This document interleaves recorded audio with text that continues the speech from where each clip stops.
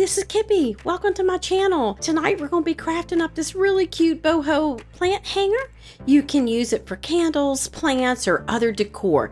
And check the playlist below. I've got some links for some other inspiration for planters. So let's get started. Well, my project starts out here in the backyard with the fallen tree. Fell during the hurricane, and I thought, why not harvest some of the wood off of here and make some groovy planters and tables?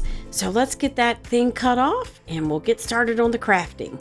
One thing, we're trying to let the wood dry out. So the one that is smooth is the one that we're going to be using for this project, and we want it to be under 10. So we're using this moisture meter, and I could put a link for that below so y'all can check that out and get this inexpensive meter. And I'm just going to give it a quick sand. I'm going to mark where I'm going to make the holes to tie my planter up, which is going to be this piece of live edge that I've sliced off my tree. And you can see that it's not really round, it is kind of lopsided, but that's part of the beauty of it. So I'm just going to kind of guess where each one of them are going to be. So it's not going to exactly round, but I'm just going to mark. It's like 1.5 inches in, but you decide on your piece what is going to work.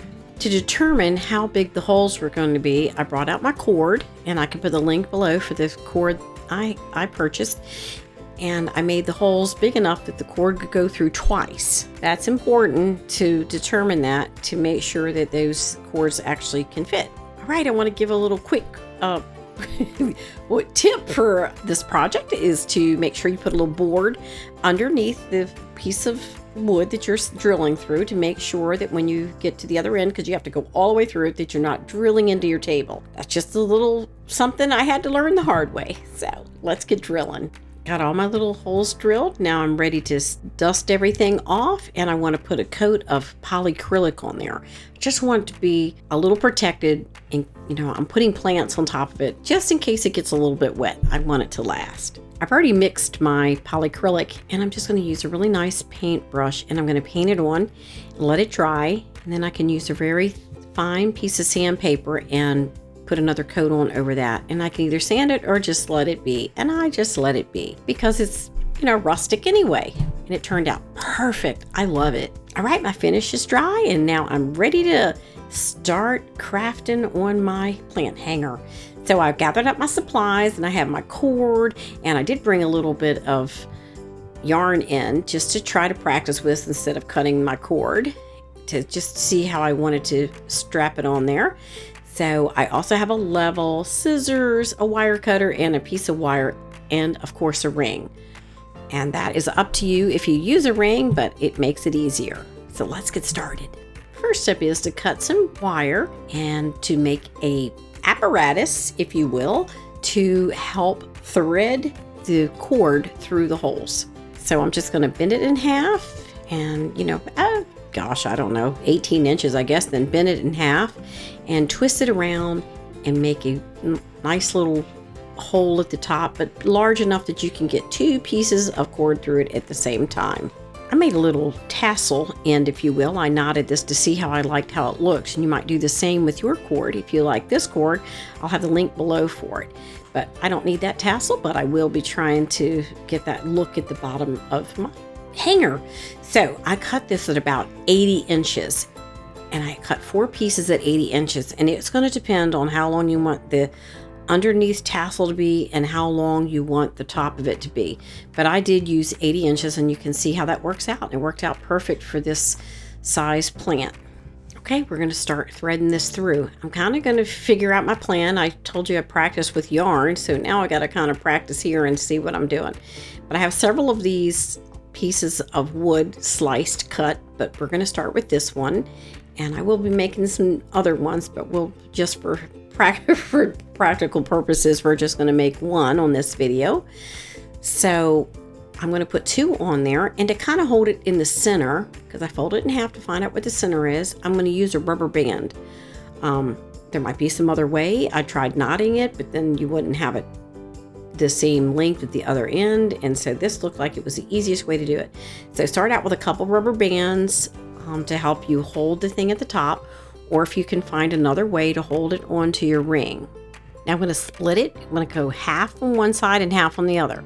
So I'm going to use my little threading tool that I made with the wire up through the bottom, and then I'm pull the cord through, and I'm going to go on one side and then the other and pull it to the bottom. And I'm going to knot it to hold it in place. So simple to do a project like this. It doesn't cost really a whole lot of money, but the presentation on it is really fantastic. I can't wait to give these for gifts.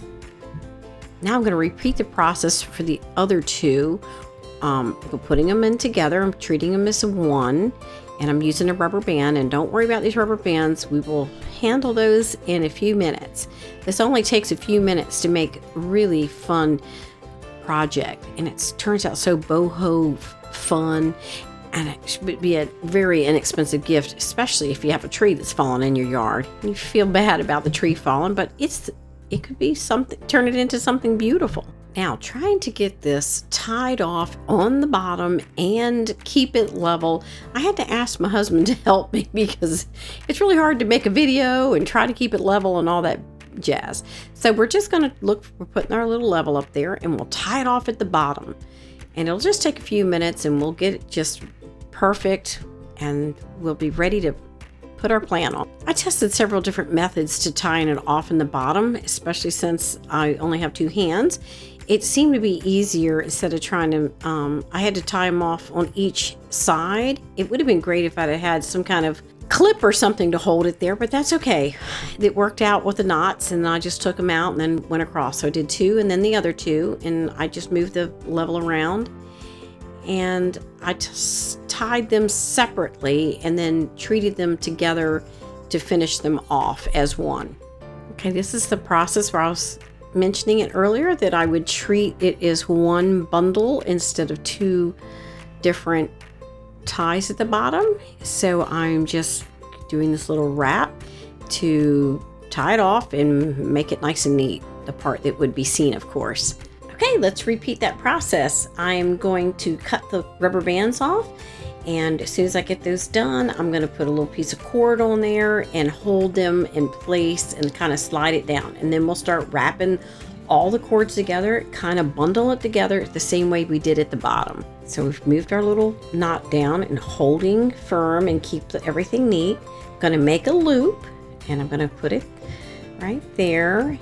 And you're going to see make a tail long enough that you can actually have something to pull when you finish. Okay, so we've got our little loop, and I'm going to come around there and try to make it as neat as I can to bundle all of that together to give that a neater presentation.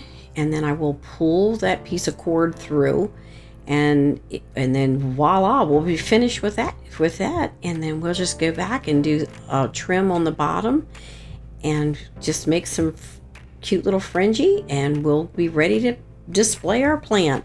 As soon as you're satisfied with how many loops around that you have done, you're finding that original loop that you put down across the cords to be a carrier to pull the end cord up into the underneath that wrapped area. And you will see that piece that we started with that's hanging at the top will actually use it to pull it. So make sure you put it in the right way. You have to think about it, mechanically, what's going to work here. And so you can see how that's going to pull it up into that and hide that end. So that will make a nice little bundle there. But you will need to cut it off a little shorter than what I have it right to begin with. So kind of get it there and be sure about it before you get cutting. And now you'll hide it all the way in there, and you can neaten it up. And then you're going to cut in really close to that top piece, and it will be neat and really a nice project. Now I'll need to remove that tie that I put on there to kind of hold everything together. So I'm just going to untie it, move it off, and then we're ready to start trimming and unraveling some of those bottom cords so they kind of have that tassel look. All right, back in the day when I made these, I like to add different colored beads. This is an opportunity. You could add some wooden beads that hang in this end tassels, and just really have fun with this part. And you can make it as fluffy, and whatever is you can untwist all of them and make it really fluffy and pretty. Thank you so much for joining me tonight as I crafted up this cute boho hanger for plants or for candles. So I'm going to make a second one, and I'm going to hang them from my daughter's ceiling in her bedroom and put that little timer on those candles. That'll be so cute, so fun for her, and it cost me virtually nothing to make. So I hope you'll check out all the other inspiration for the other videos in the description below. All right, y'all have a great evening, and I'll see you soon.